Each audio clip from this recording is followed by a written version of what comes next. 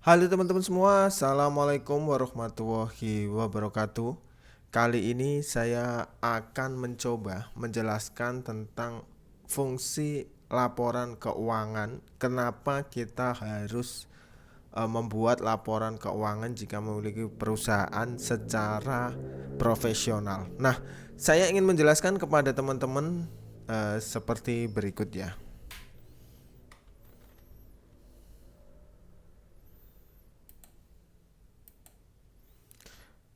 Nah, di sini teman-teman bisa melihat pada umumnya itu ada sebuah laporan keuangan yang berisi tentang neraca seperti ini. Terus nanti ada laporan laba rugi seperti ini. Terus nanti ada laporan ekuitas pemilik seperti ini dan juga laporan arus kas seperti ini. Sisanya itu berupa laporan-laporan yang terkait dengan catatan-catatan khusus.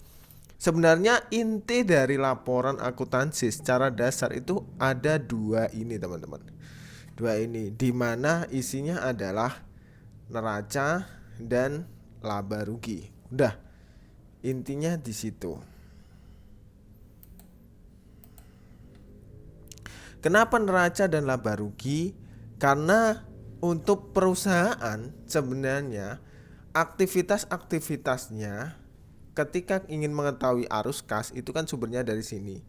Cuma nanti breakdownnya kas ini itu seperti apa, tujuannya kemana itu belum jelas. Terus yang kedua adalah aktivitas permodalan di sini itu juga belum jelas. Maka lambat laun akuntansi itu ada berisi detail seperti ini tentang ekuitas pemilik. Ekuitas ini berasal dari mana? Ekuitas itu kan modal. Itu bisa masuk dari keuntungan, misalnya itu masuk dari investor atau dari mana? Itu ada penambahan di sini. Terus untuk yang laporan laba rugi, apa bukan laba rugi ya, arus kas itu berisi tentang ini. Sebenarnya kas itu digunakan untuk apa? Di sini kan arus kas yang berisi tentang aktivitas operasi, aktivitas investasi dan aktivitas pendanaan. Nah, untuk aktivitas operasi itu seperti apa? Aktivitas operasi kan untuk operasional dalam menghasilkan keuntungan kan. Itu bisa pembayaran karyawan atau lain sebagainya itu bisa. Terus aktivitas investasi ketika perusahaan ingin melakukan investasi di bidang apa, permesinan, tanah dan lain sebagainya itu bisa dari aktivitas pendanaan di sini. Aktivitas investasi di sini.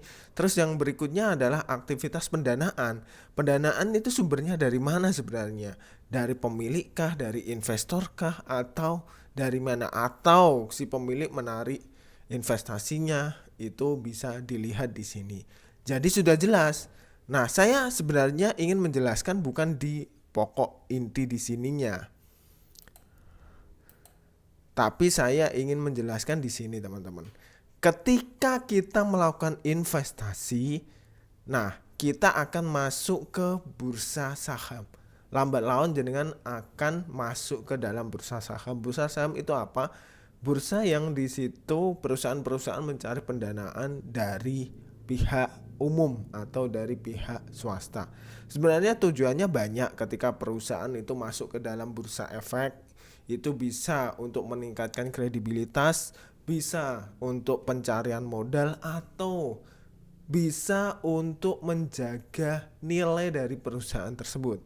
Karena di bursa efek kan lambat laun kan harga akan mengikuti kebutuhan pasar. Jadi dia akan mengikuti tren seperti itu. Jadi valuasinya itu akan ditentukan di situ. Misalnya perusahaan punya 100%, paling yang dilempar ke pasar berapa? Paling sedikit. Entah itu 15%, entah itu 5%, atau mungkin sangat sedikit.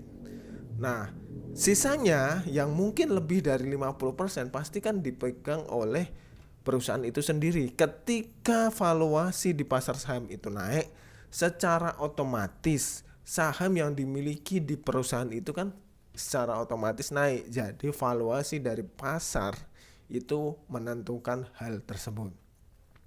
Nah, saya ingin memperlihatkan cara mencari laporan di bursa efek. Nah, ini. Nah, kita masuk ke sini, perusahaan tercatat, terus laporan keuangan tahunan. Ini kita mencari perusahaannya. Misalnya kita cari BCA ya. BCA di sini. Nah, ini berapa? Terus ini kita cari yang tahunan, tahun yang lama aja lah, 2024 misalnya. Laporan keuangan, laporan tahunan. Nah, terapkan. Ketika kita menerapkan seperti ini, maka akan muncul di bawah seperti ini, Annual Report 2024 kan. Nah, kita ambil saja.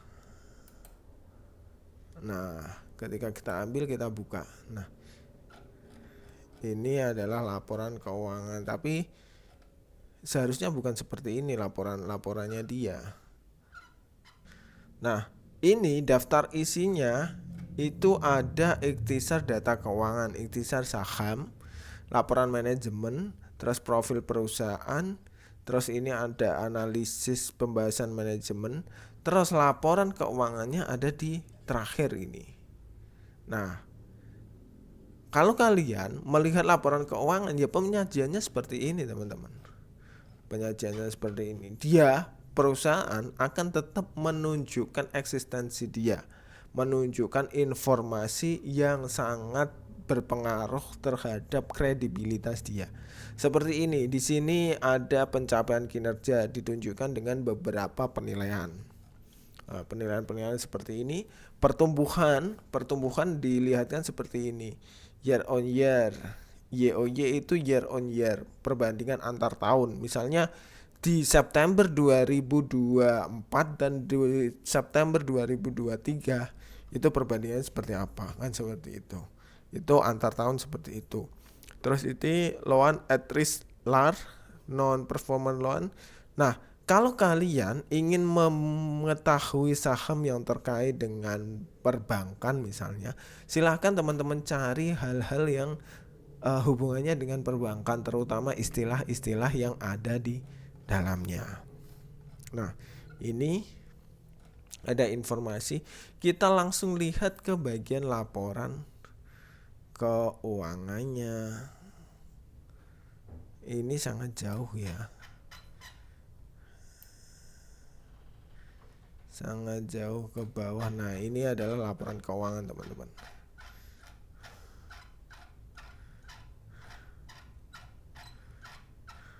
Nah, ini adalah laporan keuangan yang dimiliki oleh perusahaan. Sebenarnya perusahaan itu kan ada penanggung jawabnya. Nah, biasanya sebelum melaporkan data keuangan biasanya ada tanda tangan pertanggungjawabannya. Nah, di sini sebelum kita melihat secara detail, kita lihat dulu pernyataan dari perusahaan ini. Mana pensil. Nah, kita lihat dulu. Ini dinyatakan dalam jutaan rupiah, teman-teman. Ketika ini dinyatakan dalam jutaan rupiah, maka ini ditambahi 0, 1, 2, 3, 1, 2, 3. Artinya ini uangnya itu berapa triliun? 29 triliun. Iya kan? Ini kan miliar, ini triliun, 29 triliun. Di 2023 itu 21 triliun. Nah, kalau kalian ingin melihat perusahaan itu bagus atau enggak misalnya dari sisi keuntungan, kalian turun ke bawah. Ini dari sisi posisi keuangan. Posisi keuangan biasanya hubungannya sama neraca.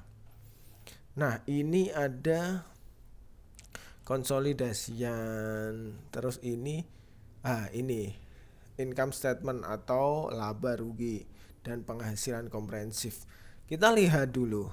Kita lihat di laba bersihnya dulu. Nah, laba bersih ini 54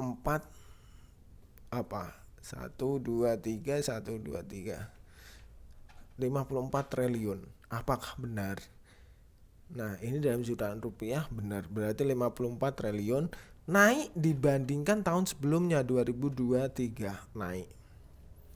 Artinya dia naik. Nah, kalau minus gimana Kak? Kalau minus ada tanda seperti ini biasanya. Nah, ini. Ini tanda ini itu menandakan bahwa dia mengurangi atau minus. Seperti itu. Nah, pendapatannya yang asli berapa? Dia omsetnya atau pendapatan dia itu sekitar ini. 94 triliun. Tapi nanti ada beban bunga, ada beban operasi dan lain sebagainya, itu ke bawah. Ini beban operasional, ini pendapatan operasional lain. Nah, ini beban operasionalnya 38 triliun. Seperti itu teman-teman. Nah, apa sih aktivitas yang dilakukan perusahaan sebenarnya? Nah, kita lihat di bawahnya. Ini adalah laporan perubahan ekuitas. Saya rubah dulu. Mana laporan perubahan ekuitas. Kita lihat yang berubah ini apa? Ini benar kan? Laporan perubahan ekuitas, perubahan modal maksudnya seperti itu.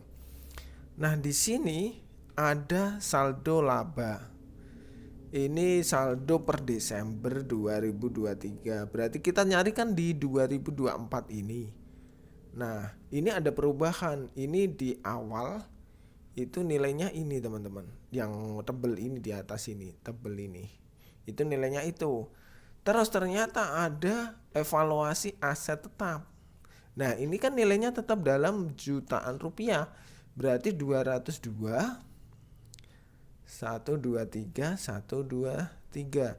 Ada perubahan 202 miliar, itu ada evaluasi surplus evaluasi aset tetap. Artinya aset tetap apa? Di situ kan biasanya ada gedung, tanah dan lain sebagainya, itu aset tetap, mobil dan lain sebagainya itu aset tetap. Terus ada selisih kurs. Kurs ini biasanya kalau hubungannya dengan valuta asing, berarti dia ada keuntungan dalam nilai tukar tambah valuta asing. Terus ini ada keuntungan atau kerugian yang belum direalisasikan atas aset keuangan yang diukur. Nah, ini ada minus. Nah, ini ada minus berarti dia berkurang. Nah, sebelumnya segini ada minus. Ini keuangan yang diukur dalam penghasilan komprehensif lain. Terus ini adalah saldo laba. Saldo laba ada dividen kas dan lain-lain sebagainya. Ini di sini ada laba konvergensi tahun berjalan. Di tahun sebelumnya ada keuntungan dengan nilai mungkin seperti ini kan. Nilainya di sini. Terus jumlah ekuitas pemilik entitas induk. Nah, ini.